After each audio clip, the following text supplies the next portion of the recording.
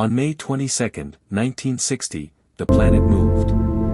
A magnitude 9.5 megathrust earthquake, the most powerful ever recorded, tore through Chile.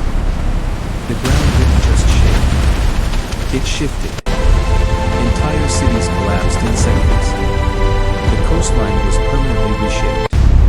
A tsunami crossed the Pacific, striking Hawaii and Japan hours later. This wasn't just an earthquake. It was the moment the Earth reminded humanity how fragile it truly is.